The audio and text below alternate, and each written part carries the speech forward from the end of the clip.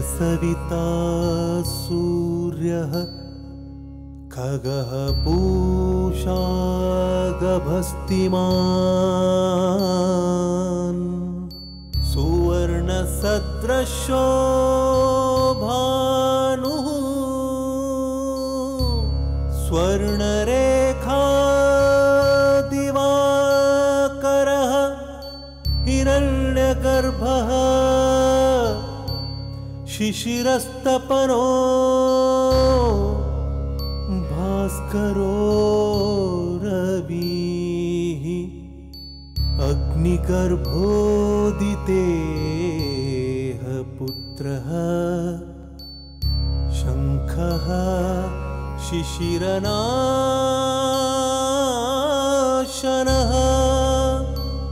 हरिदश्वः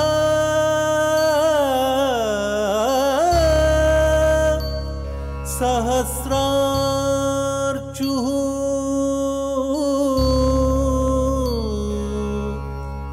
सप्त सप्तरीचिमान्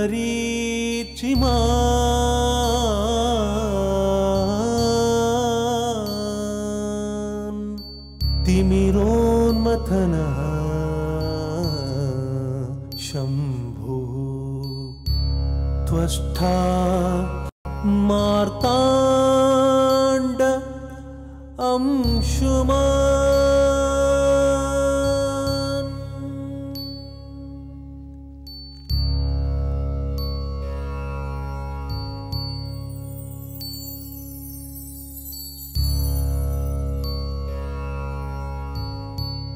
ಸಭಾಸದರೇ, ಹೆದರಬೇಡಿ, ಪ್ರಳಯವೇನೂ ಆಗಿಲ್ಲ. ನನ್ನ ಸಹೋದರ ರಾಮಚಂದ್ರನ ಬಲಕ್ಕೆ ಮುರಿದಿರುವ ಶಿವಧನಸ್ಸಿನಿಂದ ಉಂಟಾದ ಘೋರ ಶಬ್ದಕ್ಕೆ ನಿಮಗೆ ಪ್ರಳಯದ ಅನುಭವವಾಯಿತು. ಈ ಮಹಾಧನುರ್ಭಂಜನಕ್ಕೆ ಭೂಮಿ ನಡುಗಿದೆ. ಈಗ ತಾವೆಲ್ಲರೂ ಶಾಂತಚಿತ್ತರಾಗಬಹುದು. ಆಹಾ ಆಹಾ, ಅದ್ಭುತ, ಅತ್ಯದ್ಭುತ. ನಿಸ್ಸಂಶಯವಾಗಿಯೂ ಈ ರಾಮಚಂದ್ರನ ಪರಾಕ್ರಮ ಪರಮಾದ್ಭುತವಾಗಿದೆ. ದೇವದಾನವ ಗಂಧರ್ವ ಯಕ್ಷ ಕಿನ್ನರ ಕಿಂಪುರುಷಾದಿ ಮುಂತಾದವರು ಯಾರೊಬ್ಬರೂ ಈ ಶಿವಧನಸ್ಸನ್ನು ಅಲುಗಾಡಿಸಲು ಅಸಮರ್ಥರಾಗಿರುವಾಗ ಈ ಮಾನವ ಸ್ವರೂಪಿಯಾದ ಪುರುಷೋತ್ತಮನು ಶಿವಧನಸ್ಸನ್ನು ಎತ್ತಿದ್ದು ಅಲ್ಲದೆ ಈತನ ಪರಾಕ್ರಮಕ್ಕೆ ಶಿವಧನಸ್ಸೇ ಮುರಿದು ಹೋಯಿತು ಎಂದರೆ ರಾಮಚಂದ್ರ, ನೀನು ಸಾಮಾನ್ಯನಲ್ಲ. ದೇವತಾ ಸ್ವರೂಪ, ದೇವತಾ ಸ್ವರೂಪ.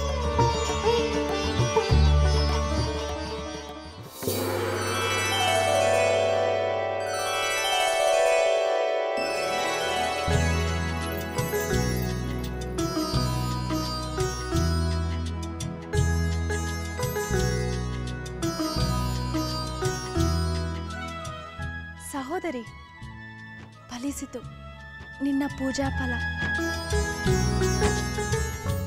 ಸಹೋದರಿ ಸೀತೆ, ದೇಶ ದೇಶದಿಂದ ಆಗಮಿಸಿದ ಮಹಾಶೂರ ವೀರರೆಂದು ಹೊಗಳಿಸಿಕೊಂಡ ರಾಜಕುಮಾರರೆಲ್ಲ ಅಲುಗಾಡಿಸಲೇ ಅಸಮರ್ಥರಾದರೆ ಅಯೋಧ್ಯೆಯ ನರೇಶಪುತ್ರ ನಿರಾಯಾಸವಾಗಿ ಪೂಜ್ಯ ಶಿವಧನಸ್ಸನ್ನು ಎತ್ತಿದರಂತೆ.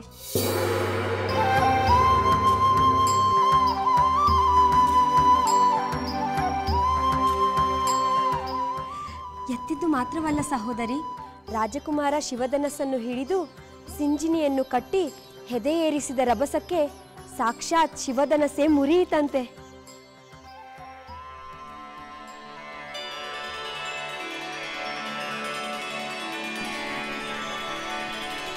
ಕೇಳಿದಳು ಸೀತೆ ಶುಭ ಸಂದೇಶವನು, ತಾಳಿದಳು ಸೀತೆ ನವ ಸಂತೋಷವನು.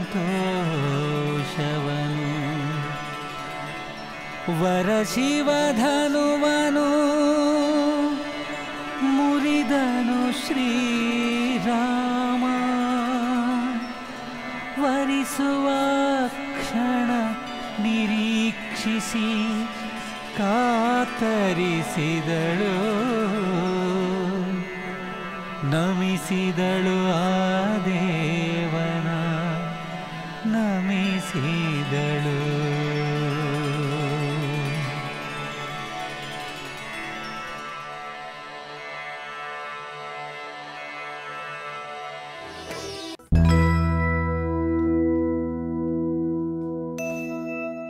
ಮಹಾರಾಜನಿಗೆ ಶುಭವಾಗಲಿ.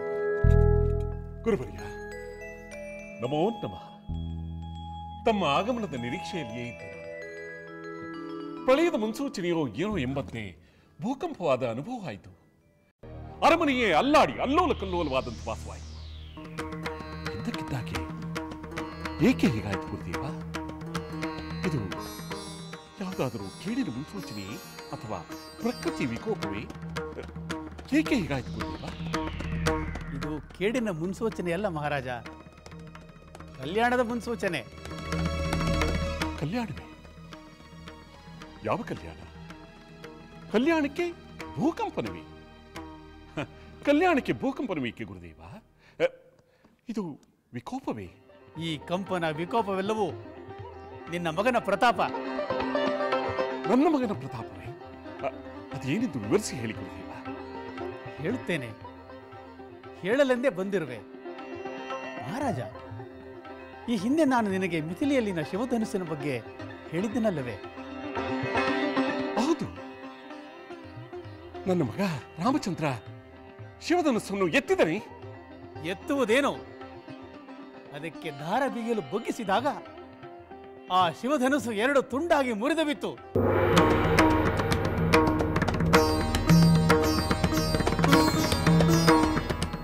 ಆ ಧನುರ್ಭಂಗವೇ ಸಿಡಿಲಿನ ಶಬ್ದವನ್ನು ಉಂಟು ಮಾಡಿತು, ಭೂಮಿ ಕಂಪಿಸುವಂತೆ ಮಾಡಿತು. ಆಶ್ಚರ್ಯ, ಅದ್ಭುತ, ಅತ್ಯದ್ಭುತ. ಪ್ರಪಂಚದ ಸುರಾಸುರ ಯಕ್ಷ ರಾಕ್ಷಸರೇ ಎತ್ತಲಾಗದಂತಹ ಮಹಾದೇವನ ಧನುಸ್ಸನ್ನು ನನ್ನ ಮಗ ರಾಮಚಂದ್ರ ಮುರಿದನೆಂದರೆ ಅವನ ಪರಾಕ್ರಮಕ್ಕೆ ಸರಿಸಾಟಿ ಯಾರೂ ಇಲ್ಲ, ಅವನ ಶಕ್ತಿಗೆ ಯಾರೂ ಎದುರಿಲ್ಲ. ಇದನ್ನು ತಿಳಿದೆ ವಿಶ್ವಾಮಿತ್ರ ಋಷಿಗಳು ಯಜ್ಞವನ್ನು ರಕ್ಷಿಸಲು ನಿನ್ನ ಮಗನನ್ನು ಕರೆದೊಯ್ದದ್ದು. ಅವನ ಮಹತ್ವ ನಿನಗೆ ಆಗ ತಿಳಿದಿರಲಿಲ್ಲ ಮಹಾರಾಜ. ಹೌದು ಗುರುವರ್ಯ, ಆದರೆ ಈಗ ನನ್ನ ಮಗನ ಪರಾಕ್ರಮವೇನೆಂದು ನನಗೆ ತಿಳಿಯಿತು. ಈ ತಕ್ಷಣ ನನ್ನ ರಾಮಚಂದ್ರನನ್ನು ನಾನು ನೋಡಲೇಬೇಕು. ನಾನು ಈಗಲೇ... ಸಾವಧಾನ ಮಹಾರಾಜ, ಸಾವಧಾನ. ನಿನ್ನ ಮಗನ ಪರಾಕ್ರಮದ ವಿಷಯ ತಿಳಿದು ಆನಂದದಿಂದ ಅವಿವೇಕಿ ಅಂತ ವರ್ತಿಸಬೇಡ. ರಾಮನು ಸ್ವಯಂವರದ ಪಣವನ್ನು ಗೆದ್ದಿದ್ದಾನೆ ಅಂದ ಮೇಲೆ ಜನಕ ಮಹಾರಾಜನು ನಿನಗೆ ಆಹ್ವಾನ ಕಳಿಸಬೇಕಲ್ಲವೇ? ಅದನ್ನು ಮನ್ನಿಸಿ ನೀನು ಮಿಥಿಲೆಗೆ ಹೋಗಿ ರಾಮನನ್ನು ನೋಡಬೇಕಲ್ಲವೇ? ಕಲ್ಯಾಣದಲ್ಲಿ ಭಾಗವಹಿಸಬೇಕಲ್ಲವೇ? ಹೌದು ಪುನೀತ, ತಮ್ಮ ಮಾತು ನಿಜ. ಸಂತೋಷ ಪರವಶನಾಗಿದ್ದ ನಾನು ವಿವೇಚನೆಯನ್ನೇ ಕಳೆದುಕೊಂಡಿದ್ದೆ. ಆಯ್ತು, ಈಗ ಜನಕ ಮಹಾರಾಜರ ಆಹ್ವಾನಕ್ಕಾಗಿ ಕಾಯುತ್ತೇನೆ. ಮುನೀಂದ್ರ, ಚಿಂತೆಯಲ್ಲಿದ್ದ ನನಗೆ ನನ್ನ ಚಿಂತೆಯನ್ನು ದೂರ ಮಾಡಿ ಸಂತೋಷವನ್ನು ಕೊಟ್ಟು ಅನುಗ್ರಹಿಸಿದ್ದೀರಿ. ಧನ್ಯೋಸ್ಮಿ ಗುರುದೇವ, ಧನ್ಯೋಸ್ಮಿ. ಶುಭಮಸ್ತು.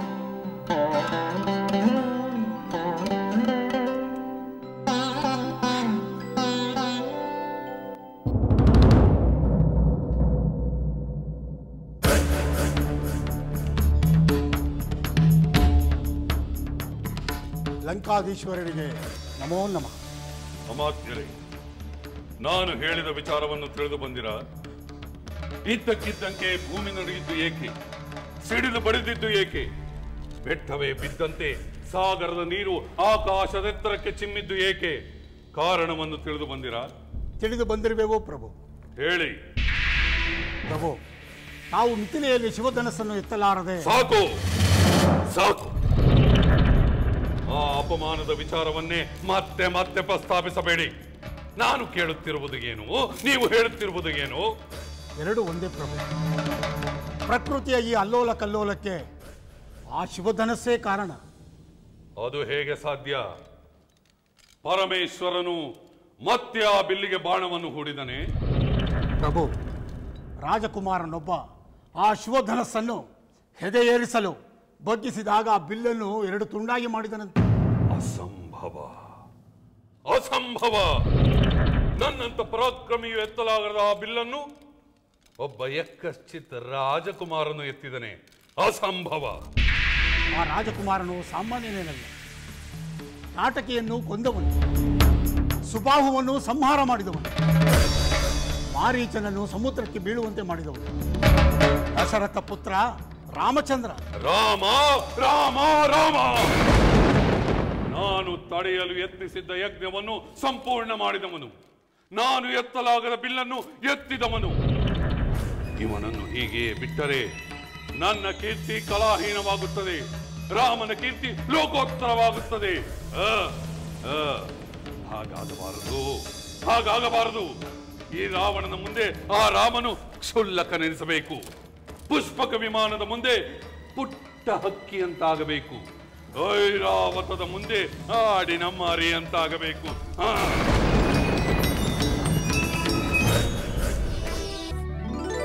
ಮಹರ್ಷಿ ವಿಶ್ವಾಮಿತ್ರ, ಈ ಶಿವಧನಸ್ಸನ್ನು ಎತ್ತುವ ಪರಾಕ್ರಮಶಾಲಿಗಳು ಭೂಮಂಡಲದಲ್ಲಿ ಯಾರೂ ಇಲ್ಲವೇ? ಈ ಸ್ವಯಂವರವು ನಡೆಯುವುದೇ ಇಲ್ಲವೇ ಎಂದು ಅನುದಿನವೂ ಕಾಡುತ್ತಿದ್ದ ಚಿಂತೆಯು ಇಂದು ಪರಿಹಾರವಾಯಿತು. ಈ ಚಿಂತೆಯ ಪರಿಹಾರಕ್ಕೆ ರಾಮಚಂದ್ರನು ಚಿಂತಾಮಣಿಯಾದ. ಈ ಅಪೂರ್ವ ಚಿಂತಾಮಣಿಯನ್ನು ಅಯೋಧ್ಯೆಯಿಂದ ಮಿಥಿಲೆಗೆ ಕರೆದುಕೊಂಡು ಬಂದು ಈ ಮಹತ್ ಕಾರ್ಯ ನಡೆಯಲು ಕಾರಣಕರ್ತರಾದ ತಮಗೆ ಅನಂತಾನಂತವನ್ನು. ಜನಕ ಮಹಾರಾಜ, ಎಲ್ಲವೂ ದೈವಾನುಗ್ರಹ. ನಿನ್ನ ಇಚ್ಛೆಯು ಪೂರ್ಣವಾಗುವ ಕಾಲ ಸನ್ನಿಹಿತವಾಗಿದೆ.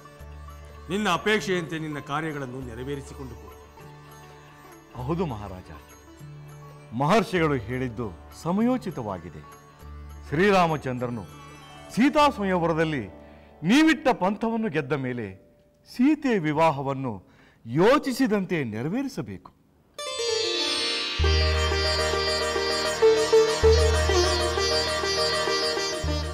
ನಿಜ ಗುರು. ಬ್ರಹ್ಮರ್ಷಿ, ನಮ್ಮ ಪ್ರಿಯ ಪುತ್ರಿಯಾದ ಸೀತೆಯು ಮಹಾಪರಾಕ್ರಮಶಾಲಿಯಾದ ದಶರಥ ಮಹಾರಾಜರ ಪುತ್ರರಾದ ದಾಶರಥಿಯೊಡನೆ ವಿವಾಹವನ್ನು ನೆರವೇರಿಸಿಕೊಡುವುದು ನಮ್ಮ ಕರ್ತವ್ಯವೂ ಪರಮಧರ್ಮವೂ ಆಗಿದೆ. ನಮ್ಮ ಸೀತೆಯು ರಾಮಚಂದ್ರನನ್ನು ವಿವಾಹವಾಗಿ ನಮ್ಮ ವಂಶಕ್ಕೆ ಕೀರ್ತಿಯನ್ನು ತರುತ್ತಾರೆ. ಸೀತೆಯು ನನಗೆ ಪ್ರಾಣಕ್ಕಿಂತ ಹೆಚ್ಚಿನವಳು. ಪರಾಕ್ರಮದ ಪರೀಕ್ಷೆಯಲ್ಲಿ ಗೆದ್ದವರಿಗೆ ನಮ್ಮ ಸೀತೆಯನ್ನು ಕೊಟ್ಟು ವಿವಾಹ ಮಾಡುವುದಾಗಿ ಪ್ರತಿಜ್ಞೆ ಮಾಡಿದೆ.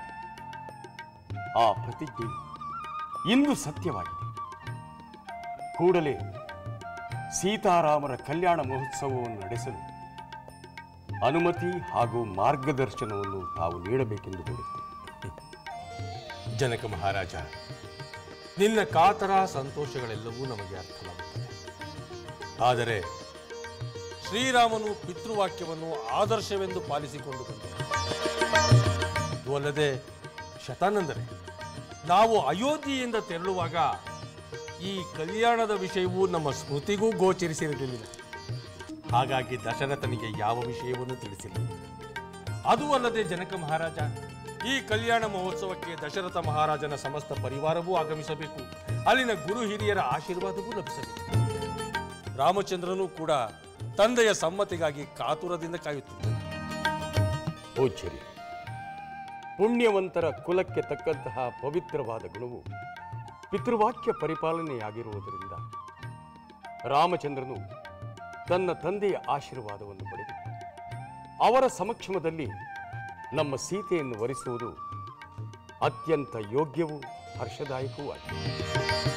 ಆದ್ದರಿಂದ ಈ ಕೂಡಲೇ ನಮ್ಮ ಅಮಾತ್ಯರನ್ನು ಅಯೋಧ್ಯೆಗೆ ಕಳುಹಿಸಿ ದಶರಥ ಮಹಾರಾಜರನ್ನು ಸಂಧಿಸಿ ಇಲ್ಲಿ ನಡೆದ ವಿಚಾರಗಳೆಲ್ಲವನ್ನೂ ತಿಳಿಸಿ ಅವರನ್ನು ಸಂತೋಷದಿಂದ ಮಿಥಿಲೆಗೆ ಕರೆದುಕೊಂಡು ಬರುವಂತೆ ಹೇಳಿ ಕಳುಹಿಸಿ. ಬಹಳ ಸಂತೋಷ ಜನಕ ಮಹಾರಾಜ.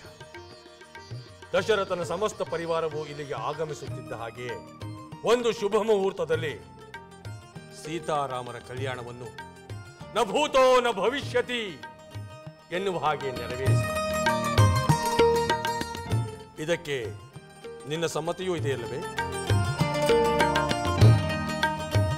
ಗುರು ಹಿರಿಯರು ತಂದೆ ತಾಯಿ ಸೇರಿ ನಿಶ್ಚಯಿಸುವ ಈ ಶುಭ ಕಾರ್ಯಕ್ಕೆ ನಾನು ಬದ್ಧನಾಗಿದ್ದೇನೆ.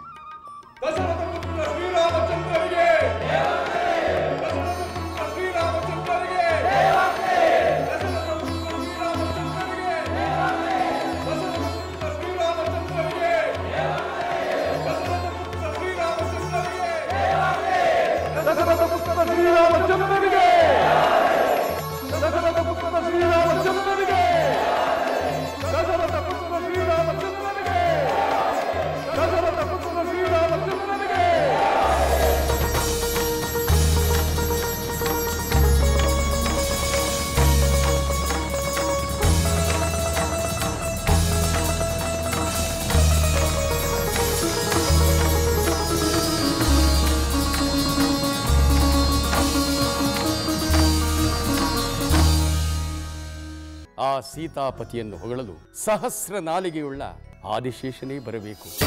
ಸಾಕು ಸಾಕು, ರಾಮ ರಾಮ ರಾಮ. ನನ್ನ ಕ್ರೋಧಾಗ್ನಿಗೆ ಮಿಥಿಲೆಯ ಸುಟ್ಟು ಭಸ್ಮವಾಗಬೇಕು. ಇದೇ ನನ್ನನ್ನು ಚಿಂತೆಗೀಡು ಮಾಡಿ. ಲಂಕೆಯಲ್ಲಿನ ದುರುಳ ದರ್ಪವು ಸೀತೆ ಸಹನೆಗೆ ಸೋತಿತು. ಅಂಕೆ ಇರದ ಅಸುರ ಕುಲವು ರಾಮ ಬಾಣಕ್ಕೆ ಅಡಗಿತು. ದೂರವಿರಲಿ ಸನಿಹವಿರಲಿ ರಾಮ ಹೃದಯ ನಿವಾಸಿನಿ. ಯುಗವು ಯುಗವು ಸಾಗಲಿ ಅಕಳಂಕ ಪ್ರೇಮ ಪ್ರಬೋಧಿನಿ. ಅಮರ ಗಾಧೆ ಧರಣಿ ಜಾತೆ ಸಾಧ್ವೆ ಸೀತೆ ಸುಚರಿತೆ. ಸಹನ ಶಕ್ತಿ ಪತಿಯ ಭಕ್ತಿ ಲೋಕಮಾನ್ಯ ವಂದಿತೆ.